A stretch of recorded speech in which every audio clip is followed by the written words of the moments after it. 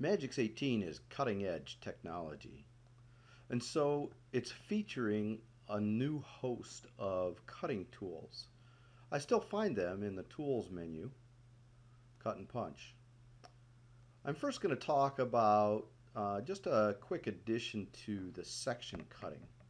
So if I look at section cutting, I can go and when I choose connector pins, notice that now not just pins and holes, but if I want holes on both sides of my cut, I can do that. And what that allows me to do is it allows me to use my own pin in the holes, so when I put the part back together, it is stronger. It works exactly like the original command, only it's going to make just holes instead of pins and holes.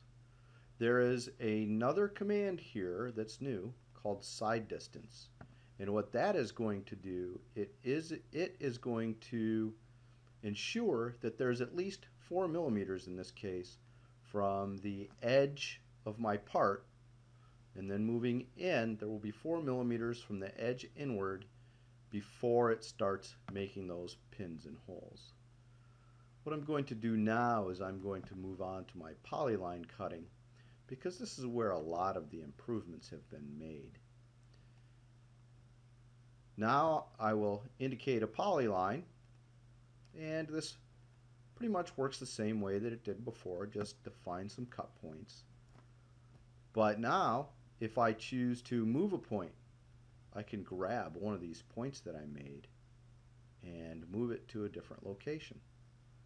If I want to delete a point, I can go in there and delete a point that I had. And just as I had before, I can close my contour. If I want to delete all my points, I go to clear all points and they all go away.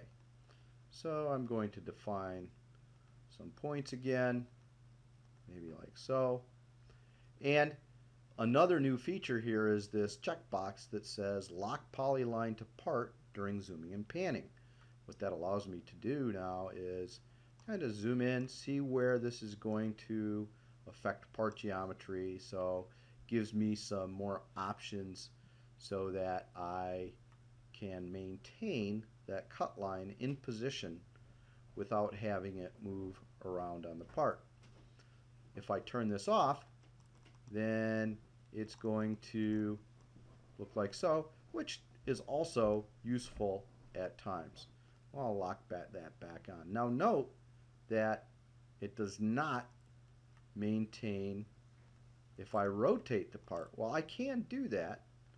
Again, we'll define some points here, and that's using this cut preview. So when I start the preview, I now get a cutting plane which will show me where the plane is going to move through the part.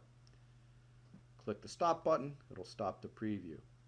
If I choose to use a projection, start the preview, and now it looks like that.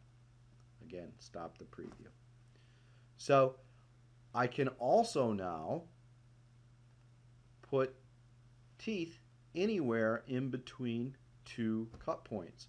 All I have to do is select a particular line and then define on that line what I want those teeth to look like. If I want to flip them over, they'll flip over. Click OK. If I want that to have a radius on it,